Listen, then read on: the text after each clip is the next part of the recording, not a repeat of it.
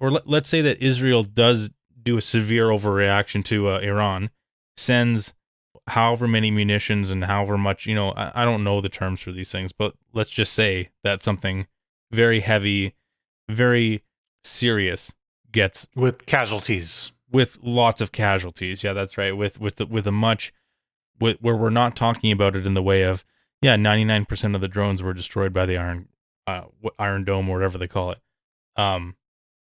How can the U.S. just at that point say, well, okay, well now we're staying out of it. Now we're staying out of it when one of our most vocal allies, like that we've been vocally allied to, is now in a hot war with one of our most vocal enemies over the last decades. Like, how are they supposed to stay out of it at that point and not be massive hypocrites on both fronts, right?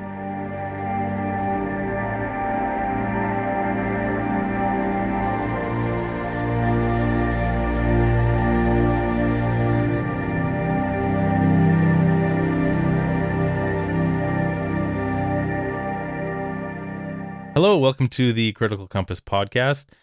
Today we're doing a quick clip on the recent events between Iran and Israel. Before we do that, though, James said that he had an interesting problem for me, a philosophical problem. He knows that I'm a philosophy major by education, and I think he thought this would be cool. So, James, why don't you go ahead and present me your meme? Well, okay, so this we all know the trolley problem. I just thought this is the trolley problem. Yes, so, okay. First of all, I've got a solution to I found a solution online. I didn't come up with this, but I found this, and there's a third solution. So, Mike, how about you describe what the trolley problem is, just in simple terms, and then what the dilemma actually is? Okay, so the trolley problem is a famous thought experiment of utilitarian philosophy where maximizing happiness or minimizing harm should be your ethical guiding principle, right? So in the trolley problem, usually it's presented as you have the choice. There's a runaway trolley and you're in control of the track switcher, and on one side of the track it are in this case 5 strangers, and on the other side of the track is one family member or your wife or your husband or something. So by a strictly utilitarian lens, the proper ethical action should be to divert the trolley onto your loved one, which is obviously much harder to do than 5 strangers, but that's the ethically correct choice. So that's the source of the dilemma as I know it. Have I summed it up well for how you're going to blow my mind? Those are the two choices. And there is no other choice. You can either go on the bottom track or the top track. Okay. So I learned that there's actually a technique, and this has been known for a couple hundred years, in the way that rail switches work. You can slip the rail switch. So what you do is, as the train passes over the switch, you let the front 2 wheels go, and then you slip the switch so the back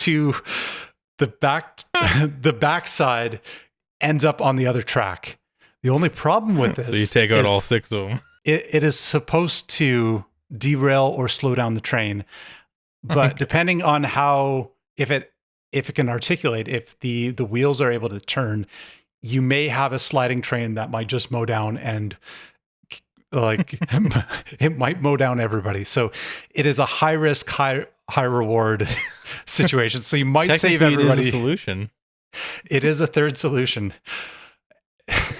You're in that solution, you're the only one who is allowed to have any sort of moral satisfaction or dissatisfaction, because there will be no one else left. Yeah, nobody there to witness, because the train rolls over and it's in flames at this point. Yeah.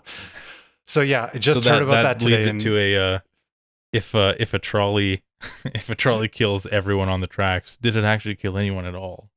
Yeah, there's no around to see it, so no one to witness your wow, mistakes. That's dark. Thanks for that, James.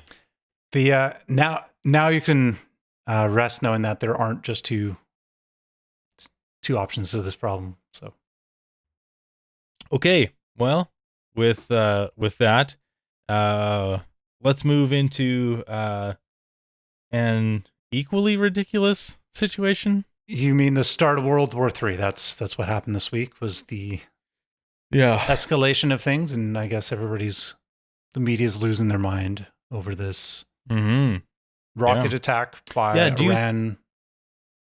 Do you think this really could be the start of World War III?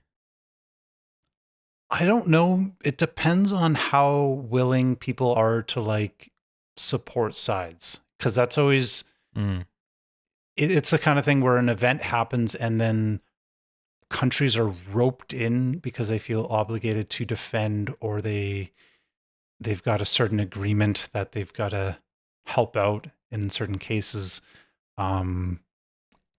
It does feel like in this case, like the public will maybe starting to, I think with the last month, like it seems like there's less people that feel happy about both sending money overseas and or supporting the actions of Israel, or what they're doing right there. They're questioning like, well, is this right, or should we be funding anybody in the Middle East? Like, is that part of our problem? Is that Canada's problem? Is that United States problem? Like, yeah. Is that part of our mandate as an international partner, as a Canada does this thing where all of our politicians publicly support Israel and then also make public pronouncements as often as possible about how many refugees from Palestine we'll be taking in, so I don't know that the US does that. I doubt that they do, but at least in Canada, we like to talk out of both sides of our mouth a little bit there. But obviously I suppose what the primary concern for people looking at this from a geopolitical standpoint might say is that, well, Israel and Palestine is one thing, because Palestine is, even, discounting the amount of damage that they can do with what Hamas is able to accomplish. They're not a nuclear power. Iran is a nuclear power, and they have a long history of very tense relations with the U.S. So do we have a situation here where, I mean, neither of us are experts on this, but when the Ukrainian-Russian war broke out, what seems like forever ago now, but I think it's been about 2 years. A lot of people were calling that a proxy war, essentially in everything but name, a proxy war between the U.S. and Russia, because with Ukraine as being the front on which the battle took place. Will we have another situation where the U.S. again finds itself in a proxy war with Iran via Israel? Yeah, it depends on, like, if a conflict happens, well, are they providing auxiliary support? Or are they sending weapons? Are they, like, they're ultimately adding fuel to the fire, and I'm sure Iran's not going to be happy to be, like, they're not going to be happy with the U.S. if they do play that role. So it's one of these cases where the proxy war seems to, even the suggestion that you're going to play that role sometimes makes that outcome more likely, because you are falling into these patterns and somebody rises up against that perceived threat, because it's kind of a missile measuring contest at this point of like, how many weapons do you have? And but I think there's potentially some disagreements about, like, well, there's a perception of, well, why would Iran do such an unprovoked, terrible attack, and Israel has a right to defend themselves against this unprovoked attack? Like, I've heard that more than a few times kind of mentioned. And yeah, I've got this up here and referencing exactly this. This is I'm not exactly sure who this person is, but it's quite a big thread, and we'll link to it. But this was it was fairly thorough in its analysis. But so asking, we have Iran launching drones and firing missiles at Israel, but why exactly are they doing this again? And here's sort of why. Israel. So as this person has said, and other people have corroborated this, of course, Israel attacked Iran's consulate in Damascus last week, which killed 7 senior officers of the Islamic Revolutionary Guard Corps, including a senior general. Hitting a country's diplomatic mission in a third country is generally seen as a big no-no. Now, to be fair, when you have a lot of IRGC figures, including a top figure in a consulate building, it's very, very, very unlikely. It's very, very, very likely they weren't just sitting around having tea. They were probably planning / coordinating military-related stuff, i.e. you can see why Israel did this. So this thread kind of goes on a little bit, but generally speaking, the thinking is that earlier on in this thread, he talks about Middle East deterrence and the general notion that, you know, as is the way you play the game in this theater is, you know, somebody does a strike, you strike back. Generally speaking, they're of equal measure when you're talking about powers like that. I don't know if it was this person's conclusion, but I do know that I read from more than one person. The general feeling was that the drone strike on Israel, of which Israel, I believe, neutralized like 99% of the drones. Like there was actually very little damage done. I think there was one death, and it was the person who died was a Muslim. It's hard to know how much of any of this is propaganda and how much of this is, you know. That was the Iron Dome working as intended. So the idea was that this was not a real attack by Iran. This was more of a face-saving measure of, listen, you killed one of our guys. We're going to make a big show of, you know, sending some armaments your way, but we don't want this to pop off. This is you hit us. We hit us. You hit us. We're going to hit you back. And then we can put this particular event to bed. I don't know. What are your thoughts on that kind of assessment?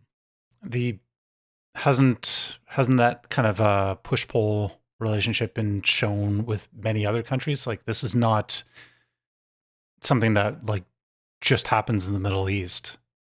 Like you would expect some kind of response if this happened in the US. Like you'd expect them to strike back with something, or like make another strategic move or a display of force, or be like, well, like we don't accept you doing an unprovoked like attack with no consequences, no retaliation. It's the kind of thing like, well, if you don't have any kind of response and it happens 2 times in a row, well, like what then? Like how much do you let it? Like then it has to escalate, right? So at least on this, it's like, well, it's the message of like, if you do this, we have weapons, we're able to defend ourselves. Don't continue any further. I don't think that was they're obviously smart enough to know that the Iron Dome is this advanced protection system that can shoot down the majority of drones and missiles. So if they were really wanting to do harm, would they just waste? Like, is this either just the dumbest attack, or was this just a demonstration, like a gesture to them? So I don't think they're incompetent. No, that's right. And here's perhaps a more succinct version by Luke Rudkowski here, who probably people know from Timcast, and you know he's a journalist in his own right outside of that, of course. But so 14 days ago, Israeli strike on Iranian consulate in Damascus kills key commander. Iran says 7 days ago, Iran offers not to attack Israel if Gaza ceasefire works. Victory near, claims Netanyahu. 4 days ago, Netanyahu sets date for Rafah invasion, rejects ceasefire deal that don't include victory over Hamas. Today, Iran attacks Israel. So, I mean, there's a pretty reasonable order of events that seems to kind of lean towards what I think probably you and I think is the more is the rational explanation here, is that this is just a whole lot of international finger wagging, and maybe not indicative of a broad scale war. Now that said, though, and I should have found the tweet. I'll find it and we'll link it. But there does seem to be some conflicting reports about what Israel is saying publicly in their own like military press releases versus what they've told the U.S. regarding what their actions are going to be in response. I can't say with certainty without it in front of me, but something to the effect of Israel telling the U.S. like, no, like don't worry about it. This is not going to be a thing, and then privately or in their own communication saying we're going to strike back and we're going to strike back hard. So there just seem to be some differing reports of what the true intention is or what the true plans are. Yeah, the other thing to maybe keep in mind or realize is anytime you have a war like this, the people benefiting are the ones who sell weapons and make weapons and finance the companies that make weapons. So, excuse me, sorry. Yeah, and then you also have the banking industry that finances all of this as well. So they benefit from wars, and it ultimately is a distraction from things that are happening at home. If somebody wants to put on their full tinfoil hat, the one theory that I heard is that World War III, if it pops off, the fear around it would be enough to coerce countries into accepting a UN-led global set of governance. That's an interesting concern, though, because it's not like it hasn't been alluded to by, people thinking, on a more global geopolitical scale before. Yeah.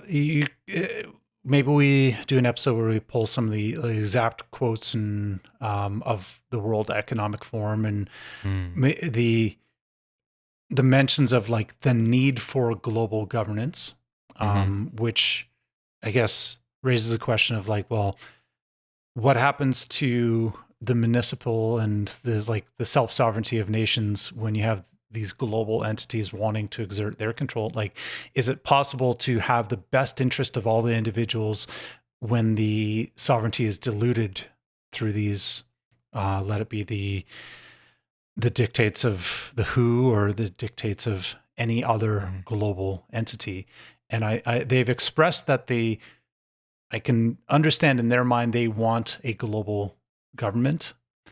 And they have evidence too from not so long ago that, given the right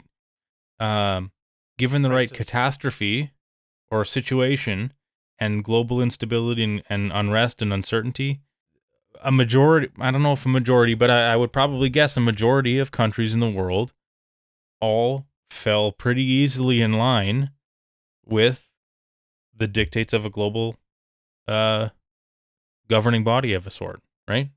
In COVID response is what I'm saying. Pretty much that, yeah, the lockdown guidelines and everything, that was all referenced back to the WHO.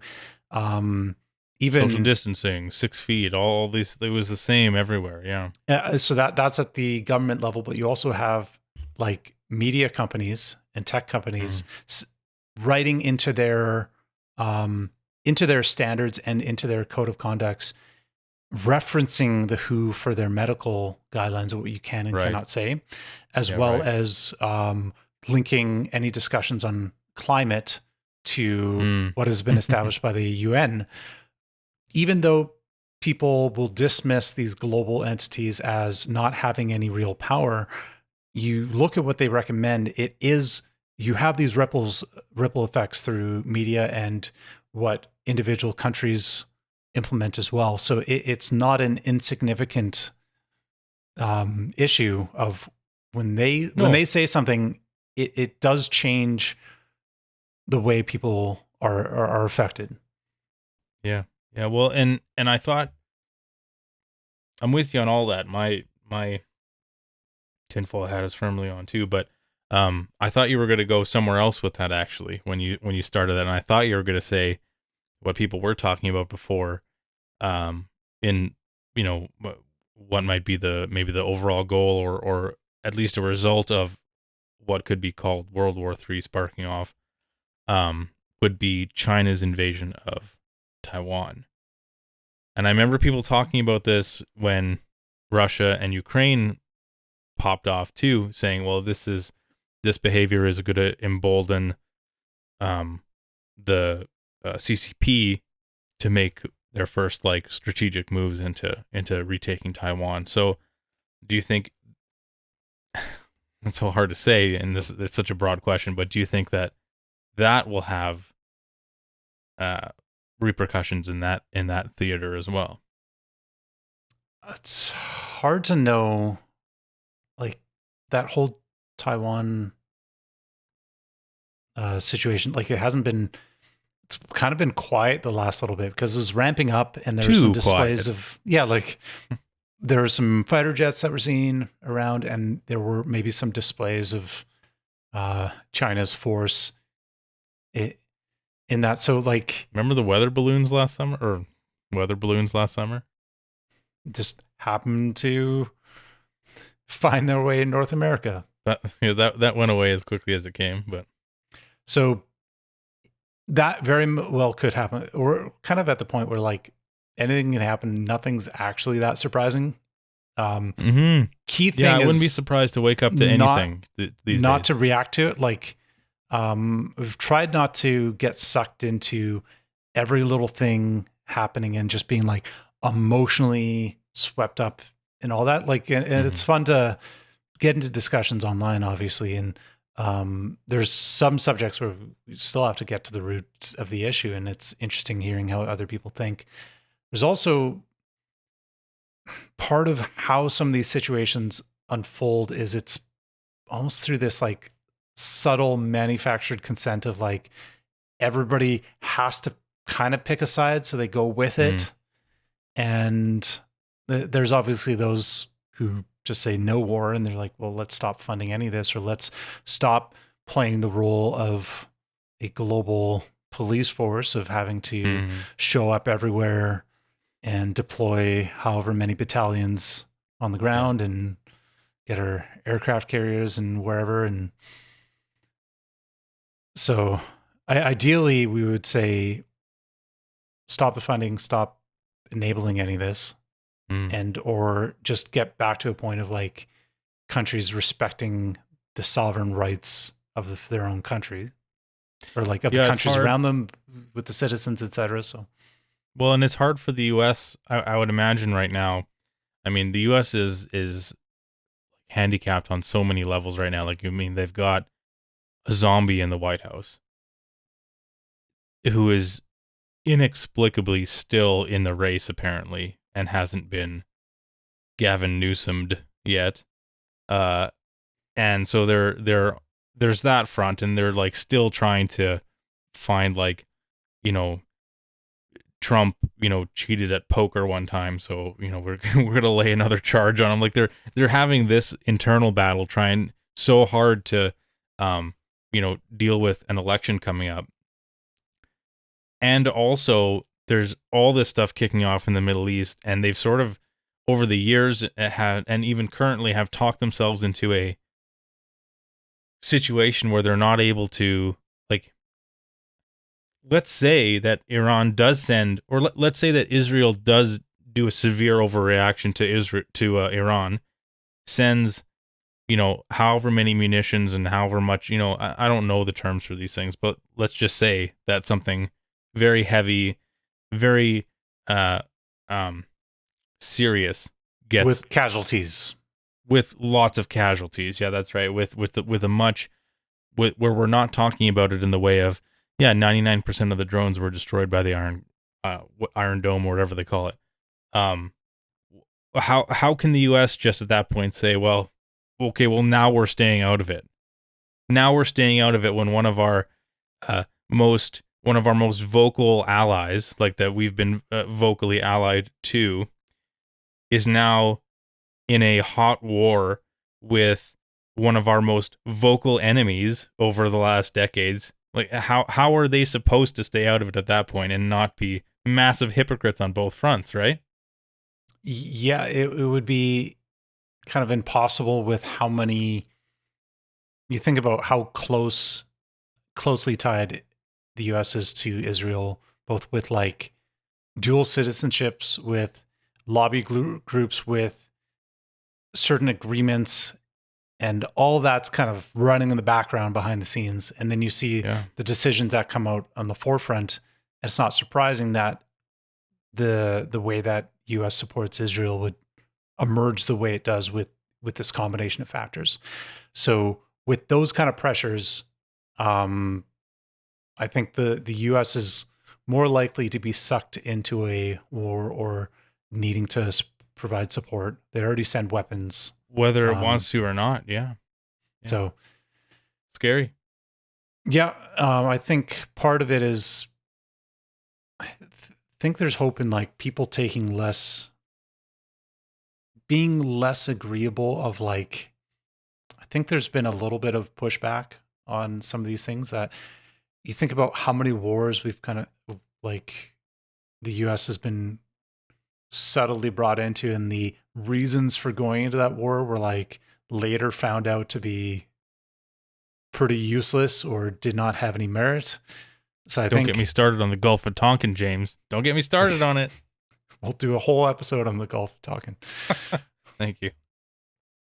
Yeah, I know. So I think there's some good discussions. Hopefully this pushback, the awareness is, it's more of a like, well, let's fix a few bridges at home first. That'd be nice. Yeah. And we'll have to talk about Canada and its taxes another time. But like, we're sending all this money somewhere else, and we're in like quite a bit of debt. And we're like, well, why is all that money leaving Canada? Like, wouldn't you prioritize at home first? Like, make sure everybody's doing well first before like sending it all out? Because that's I guess I'm just wondering, James, why you literally hate immigrants. I wasn't even talking about immigrants. I was literally talking about the government funded. It's not government funded, it's taxpayer funded. It's all the taxes. So it's like they tax everybody, and then, oh, you get a little bit back because of the carbon tax, and some rebates because you did some math on this piece of paper, and they give you money back that they took. But if you don't like the government spending money on things like other countries and other people, and then also financing all those people to come here, that's because you literally hate immigrants, right? That's the simplest answer, and it's overused. I'm pretty sure I've read that CBC article. I would love to do a comparison of like prior CBC and then new ones, because they are saying like maybe immigration's not working out so well. Maybe it's unsustainable. That's an interesting one. I would love to have a full talk on that. Several years ago, like it doesn't take much of like seeing how many articles of like Canadian news outlets demonizing individuals for even having another opinion. And I think that it also explains why like the only party that is against immigration is a PPC, People's Party of Canada. And they don't have a whole lot of support. So it's likely that the Conservatives are going to win. But the Conservatives aren't really rolling back immigration that much. They're like, well, let's be a little bit smarter about it. We're at a point where like the smart thing would be just to like stop it for a few years, maybe run a study or two. That they're talking about that in England, actually, because they may be in actually more dire circumstances than we are in that aspect. And not only because, they have such a smaller landmass, but because actually even the raw numbers are so much higher too. Yeah. I think Canada's got quite a bit per capita, like one of the highest rates, but I think England's up there as well. And they've been doing it for a while. And if you run the numbers, I think 90-something% of people in Britain in the 1950s were white. And now I think they're at 30 or 40%. It's less like than half for sure, yeah. It's at a very shockingly low number. And then what does that do to social fabric? And yeah. I remember hearing Konstantin Kisin say just maybe a few weeks ago something about how I'm not going to remember any of the specifics. I shouldn't even say it at all, but he was saying something about how like I think their next, after London, the next biggest city is like Brighton or something like that. And with the amount of immigrants that are being allowed into the country, they will need another Brighton every 20 years or something, like just to house that amount of people that compound into the country, which is So the existing cities and towns that exist, it just isn't enough. It's not enough, and they're an island. You're not getting any more. There's no more land to. You can't just copy paste. Like these cities don't get rebuilt and just duplicated instantly. Like this is not. And even I say here in Canada, like we've got so much land, quote unquote, but also so much of it is frozen tundra that it's inhospitable. So it's frozen tundra, or it's being used to feed all the people in Canada. Like it's not just sitting idle. That's right. Anyway, ooh, that's another chat. You want to cut it here? You think? I think this is a good place to wrap up for now. We'll keep this one short and sweet. All right. Well, yeah. So that's a scary one. Pretty crazy week. I hope it's nothing. I don't know if that's a ridiculous hope, but I hope it amounts to nothing and it's just a whole bunch of saber rattling. But we very much shall see. Yeah. This is being recorded on Tuesday, April 16th for future reference. If on Wednesday, April 20th, something ridiculous happens, and anyone's wondering why we're speaking so glib about it. But so there you go. There are those who will think craziness will happen on 420. So, well, it'll be a fiery situation. It'll be hazy for some. Yeah. The situation will be. Honestly, at the end of the day, I hope all of this just goes up in smoke. There you go. All right, James, let's get out of here before we say another pun. It was good. Cheers, man. Cheers.